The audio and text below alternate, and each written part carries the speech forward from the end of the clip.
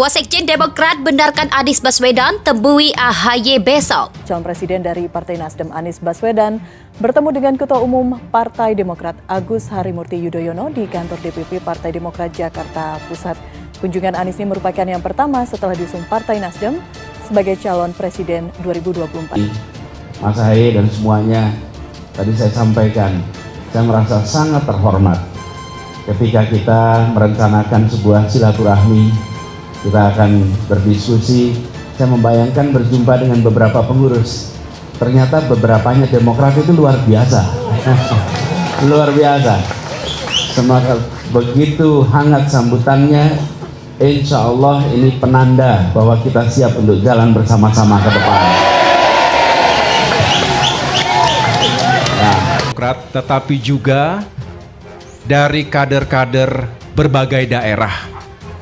Bukan hanya DKI Jakarta, tapi juga Jawa Barat, Banten, bahkan daerah-daerah lainnya yang bergabung dengan kita hari ini.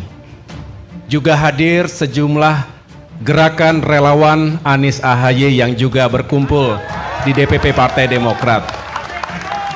Teman-teman wartawan media yang saya banggakan, terima kasih pula telah berkenan hadir untuk mengikuti bersama jalannya silaturahim ini. Bersama, yang penting bisa mendaftarkan ke KPU, itulah yang sepertinya akan menjadi pilihan dari Demokrat dan AHY. Yang ketiga ini yang menarik adalah yang cukup tegas menolak isu penundaan, juga sama-sama berada di luar pemerintahan, ditambah lagi mereka memiliki potensi kingmaker yang cukup dekat, yaitu SBY dan JK. Jadi di belakang AHY ini kan Pak SBY, di belakang Anies bisa dikatakan kedekatan cukup dekat dengan Yusuf Kala, JK. Nah, tiga ini kita bicara porosnya dulu. Porosnya memungkinkan kalau kita lihat peta konstelasi Pilpres kita, itu memungkinkan 3 bahkan 4. Kalau Gerindra, Prabowo memutuskan misalnya tidak bersama PD Perjuangan maju sendiri karena cukup lebih 20%, maka Gerindra bisa dengan PKB. Dari nama-nama partai yang saya sebutkan baru 8 kan, baru 7. Ditambah dengan PKB, maka PKB dan Gerindra itu bisa satu lagi, 4 poros sebenarnya, tapi agak sulit. Nah, dengan 3 poros tadi, maka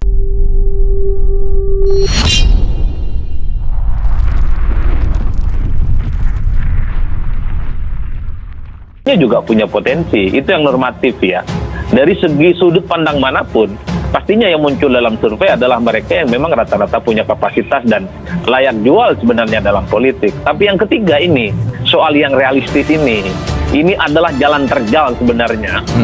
Bukan hanya bagi Anies yang tidak punya partai, tapi juga bagi AHY yang sampai saat ini misalnya partainya itu tidak bisa mengusung sendiri. Seperti PDIP yang itu mewajibkan harus mencari minimal 2 partai politik lain sebagai partner koalisi 2024 yang akan datang. Nah, yang terakhir ini kan beberapa calon tadi yang akan muncul. Jadi kalau 3 atau 4 poros, prediksi saya Pilpres kita akan berlangsung dalam 2 putaran.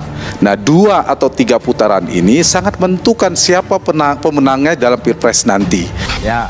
Tapi kalau melihat dari kualitas saat ini yang tersedia, yang muncul di publik, yang melalui survei, ya yang punya kemampuan yang bisa kita andalkan untuk berada di kancah komunitas dunia ya. Kalau Mas Ganjar? Nah, ya tadi yang sudah saya bilang. Diam aja. Nah, dia tidak mengganggu, tapi kalau ada yang mengganggu diam aja. Nah, itu tidak dibutuhkan oleh Pak Jokowi secara psikologis, dia perlu itu. Karena apa? Dia bukan jenderal, nggak punya partai, dia bukan anak Soekarno, dia bukan orang yang figur yang punya sejarah dalam politik tadi, pejuang demokrasi seperti kata Bang Rizal. Para pendeta membuat penghargaan kepada Anies, Bapak Kesetaraan. Pernah gubernur di DKI mendapatkan penghargaan semacam itu? Baru kali ini. Kenapa? Ada gereja 58 tahun tidak mendapat IMB. Di masa Anies dapat. Ada yang umur 40 tahun tidak dapat IMB. Di masa Anies dapat. Tentang banjir yang Anda katakan, buka aja data di BPBD DKI, jauh berkurang. Dari saya nggak bawa data di sini, tapi jelas pada saat di LC dulu juga ketahuan kok. Dari total sekian ratus RW yang kebanjiran di masa Anies itu jauh berkurang. Bahkan sekarang dia menargetkan banjir hanya 6 jam dan itu dicapai. Jadi jauh berkurang tingkat banjir. Yang kedua, di depan kampus Anda itu entah Anda selesai atau tidak di kampus itu, sekarang menjadi destinasi wisata yang dulunya tempat pemalakan PSI Senen. Sekarang jalannya lebar, trotoarnya, tempat makan warung Padangnya jadi rapi, jadi cantik, jadi kemanapun kita ke Jakarta ini pada hari ini, ya saya terus terang saya kecewa gitu. Kecewa kenapa? Kok baru tahun ini yang saya lihat, baru pada periode ini saya melihat banyak sekali perubahan yang sepandangan mata saya, karena saya tukang jalan-jalan. Kalau dulu ya gitu-gitu aja gitu. Padahal saya dukung yang dulu, bukan dukung yang sekarang gitu. Ya, ini bicara masih akan ada penambahan 2,5 atau 3 tahun, bukan 3 periode loh. Karena kalau 3 periode harus pemilu, dan pemilu belum tentu menang Pak Jokowi. Tapi setelah saya konfirmasi ke teman-teman di kuning, di hijau, dan di biru, mereka bilang sama sekali nggak begitu. Mereka punya memang ingin membuat suatu kekuatan tersendiri untuk mencalonkan Pak Erlangga atau satu lagi nanti wakilnya siapa, masih di situ mereka. Ingat tuh, ini tahun ke-8 nawacita, revolusi mental.